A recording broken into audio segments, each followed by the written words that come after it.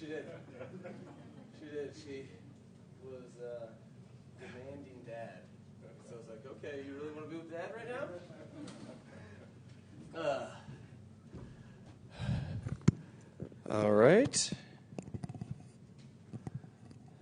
Mike, I think at the end we saw Tua have a talk with the offense. So what were your thoughts on the offensive execution today? I mean, I thought it was absolutely perfect. It was. See, here's the thing in the journey of especially when you're trying to be a good team. Their offense has its days, defense has its days. What you want is a team that takes advantage of any inch that the other side gives you. So we've had those ebbs and flows on both sides of the ball. Today it seemed, without watching the tape, that it was clearly advantage defense, but that's not really how we look at, okay, they won.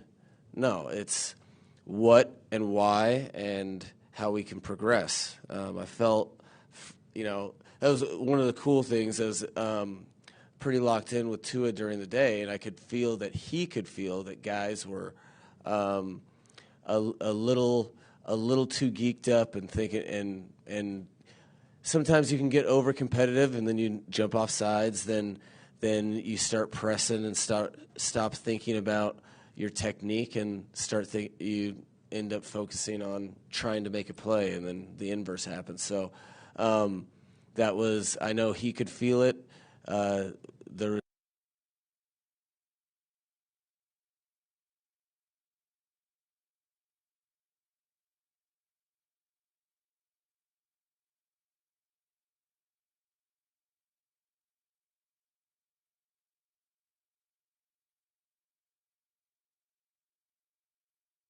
There'll be plays, too, that the defense will learn from.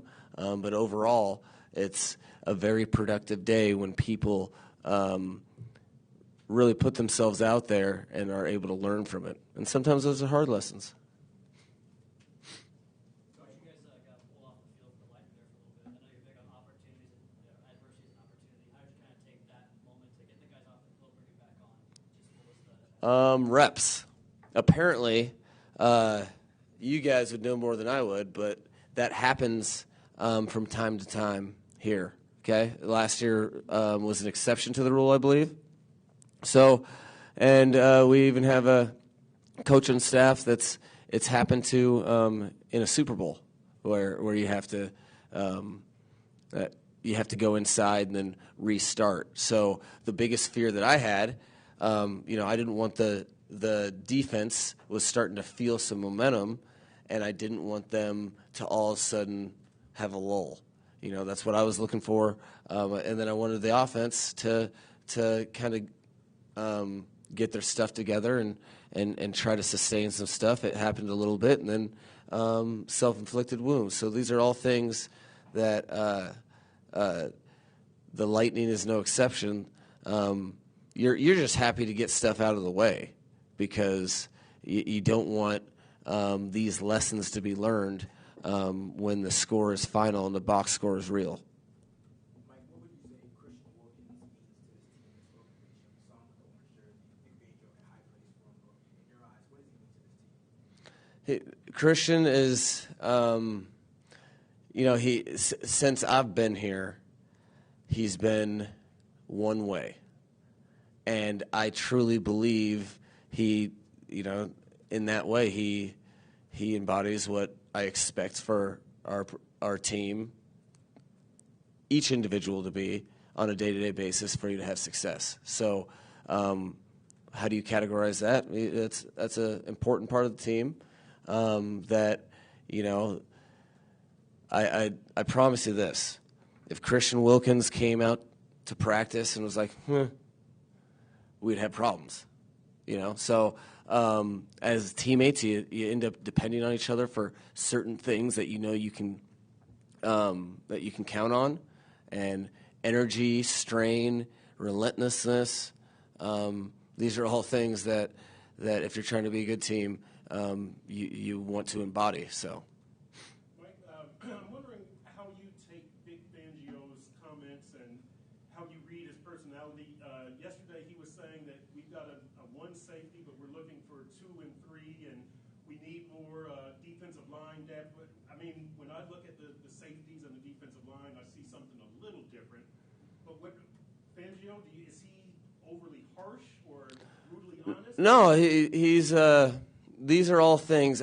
When we were fortunate enough to hire Vic, I didn't enter into the into the marriage like, there's another guy exactly like me. These are things that I think help the football team. And when Vic's saying that, he's not saying anything negative. He's being bottom line that you have to earn jobs, which I agree with.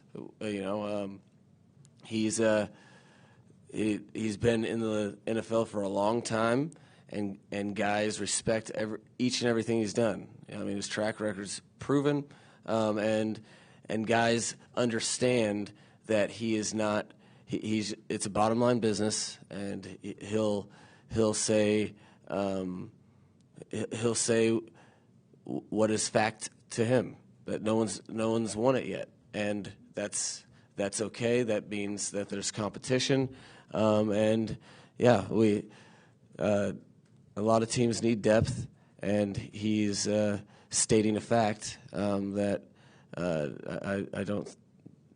How do I feel about it? I feel like he's Vic Fangio, exactly who I'd hope he'd be. I was hoping he wouldn't come here trying to impersonate me, because that'd be terrible. We want Vic Fangio, not older, wiser Mike McDaniel. Coach, are there any past experiences or lessons that you learned from previous joint practice sessions that you intend to use for this upcoming? Absolutely. It's something that is very, very beneficial. It's very finite. You have generally 2 opportunities. Last year against Philly, we only had 1, but you generally have 2 opportunities, and guys are sick of going against each other, and what you don't want to do is show up without an edge. And then, both sides of the ball will have their wins. Invariably, the Dolphins' defense versus the Atlanta's offense, and the Dolphins' offense versus Atlanta's defense. One side's going to feel the first day that they won the day. And generally, the second day, things even out, because you watch the tape and you're like, no, not again. Okay, you want some, one of those things. So I think all those lessons I'll try to pass along. But the main part is that we're there to work together to orchestrate a high octane football practice. And it's a great chance to for a lot of guys to compete against people that have different skill sets, sizes and statures, as well as some young guys. You get to play in front of another organization. So we have 90, we have 53 plus 16. There's math there. And you don't know who it's going to be, you don't know what, but those opportunities are premier, really, for a guy's career. I know in my career, I'll share with them that there's been several times that we've ended up signing players that we've gone against in joint practices. Those type of things are invaluable. The format or anything kind of out of the ordinary you playing those 2 days? No, there's typically you're working with another coaching staff, so you don't want you have to be mindful of their progression, how they approach things, and how many reps they do, and you just have a working relationship. And Coach Smith is a great guy who kind of tailors his practices similar to ours. So besides the back handspring competition, no, there's nothing different. Mike, Cam Smith slipped on the concrete beyond the end zone yesterday. Saw him a little bit out there today. Safe to say he's okay? Yeah, no. was aware of the slip on the concrete. That didn't have a factor in his. He's just going through what a lot of rookies go through. Really, when you think about it, it's very unique to their experience, especially if you're a first, second, third round draft pick. You spend an entire offseason training to run sprints and test times. None of that is playing football. And then you go someplace where everyone else has been training accordingly. You're trying to learn all this stuff. You have a different lifestyle change and all the things that come with that. So it's very typical for guys to be working through stuff as they are, really modifying their body and mind to what the NFL life is. Yeah, he had he's a day-to-day situation with that we don't have any concerns for a lot of time, which is good because as a rookie running back, you have to run the ball, you have to run routes, and you have to know protections, and that's a lot. So fortunately, he shouldn't be out for too long. Mike, you mentioned earlier hiring Vic and how you understood that he maybe a different personality than you. What's been the value of guys put your first staff together and toured it? Maybe not adding like-minded guys or people that see the game differently. Oh, it's been huge. You don't you kind of find out in trial by fire certain things that could be advantageous. You can project as much as you want, but you don't know how things are going to exactly play out until you're in it. And I think having the opportunity to get some very well seasoned, we'll call them, and experienced, and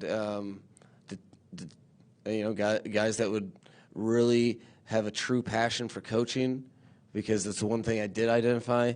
I knew we had a large amount of young talent that had never been there before. So those types of things were monumental for me, and just knowing my own strengths and weaknesses, how to balance myself out so that each Dolphins player can get what I think they truly deserve. Some young defensive tackles seem to make a lot of plays today. Do you see some maybe reserve options at that position emerging? Yeah, I think it's funny how some guys progress, and that's why I have such a hard time, and you guys get so frustrated with all right, where's this guy at? It's because I've seen too many things play out with different timings. So you have an opportunity, and maybe a certain thing clicks, and all of a sudden you find a niche in your game that, okay, I'm a 3 technique, for instance, and wow, when I shoot the gap and get skinny, guys really struggle, and it can just be one play. And then what happens after that play? Is that a part of your game, or was that a flash in the pan? All these things are super interesting, and you can't figure them truly out until you have competitive situations that you try to create. Practice is the first step. A scrimmage is the next step. You get to go against other players, and then you're in a preseason game.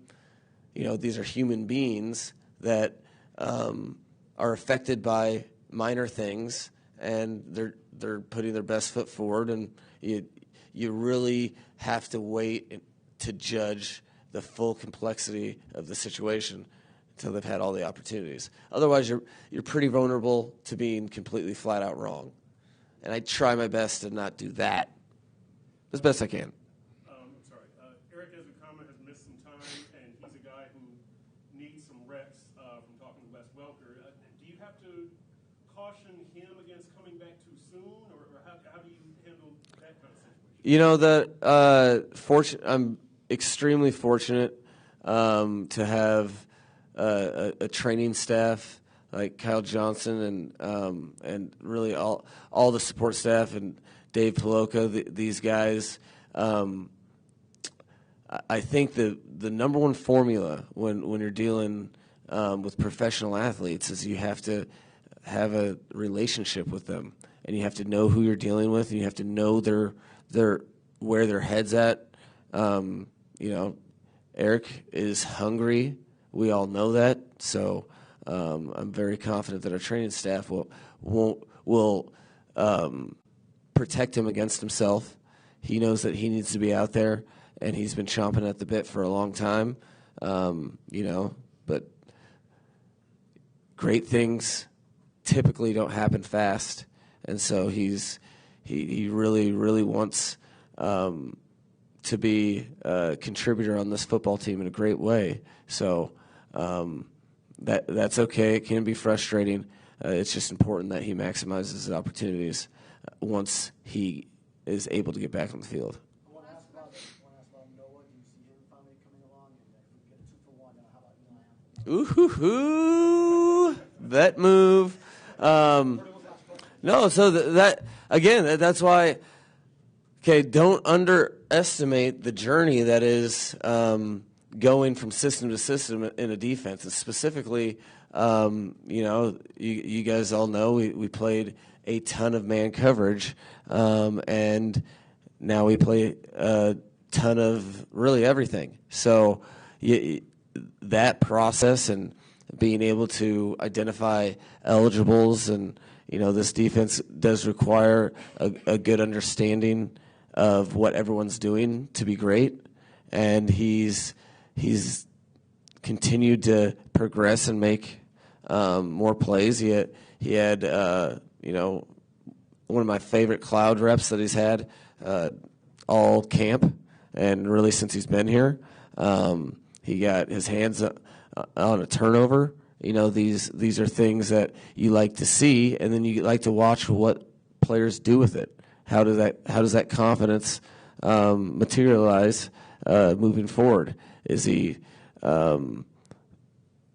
thirsty enough to say, I want more, or do you get comfortable? That's why I like the preseason. I like the players' journey, and I like to watch them develop, trying to do or really fulfill their dreams. All right.